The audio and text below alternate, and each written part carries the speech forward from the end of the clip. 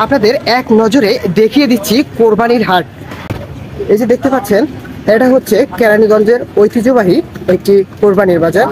আপনারা দেখতেই পাচ্ছেন প্রত্যেকটি গরু কিন্তু ইতিমধ্যে যে শুয়ে আছে। প্রচন্ড পরিমাণে যে বৃষ্টি হচ্ছে, এই বৃষ্টির কারণে প্রত্যেকটি গরু আপনারা দেখতে পাচ্ছেন যে প্রত্যেকটি গরু কিন্তু শুয়ে আছে। আমি একটু কাছ থেকে দেখানোর চেষ্টা করছি। এই যে দেখুন, এটা কত বড় সাইজের গরু। এই যে দেখুন ভাই, এটা কত বড় সাইজের গরু। আসলে প্রত্যেকটি গরুই ঠিক এইভাবে শুয়ে আছে।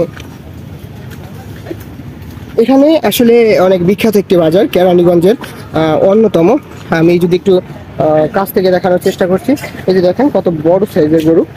এনে কিন্তু যে বাজারের মধ্যে অনেকগুলো গরু নিয়ে আসছে। যে ভাই, কতগুলো গরু নিয়ে আসছেন?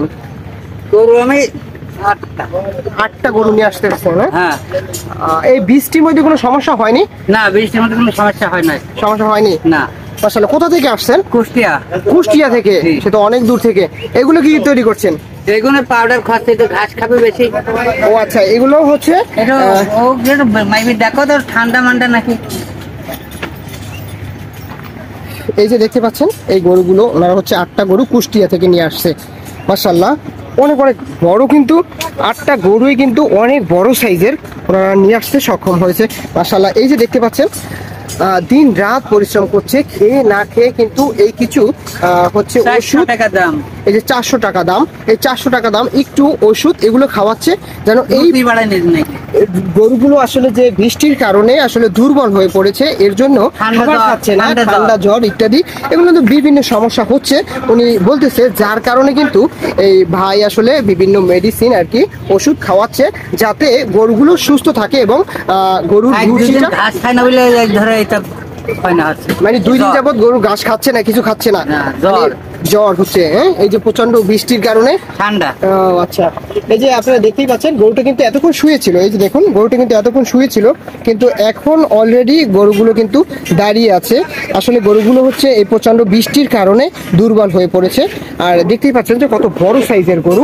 এগুলো সচরাচর দেখা যায় অতিরিক্ত আসলে ফালাফালি করে না, কারণ এই গরুর হচ্ছে অনেক মাংস হয়ে থাকে, যার কারণে গরুগুলো একটু দুর্বল হয়েছে। যাই হোক ভাই, আপনারা এখন পর্যন্ত কি ক্রেতারা কি আসছে?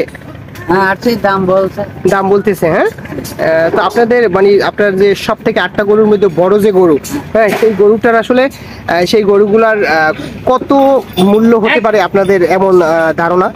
আপনার টার্গেট যে সব থেকে বড় গরুটা? হ্যাঁ, নিম্নে 5 লাখ।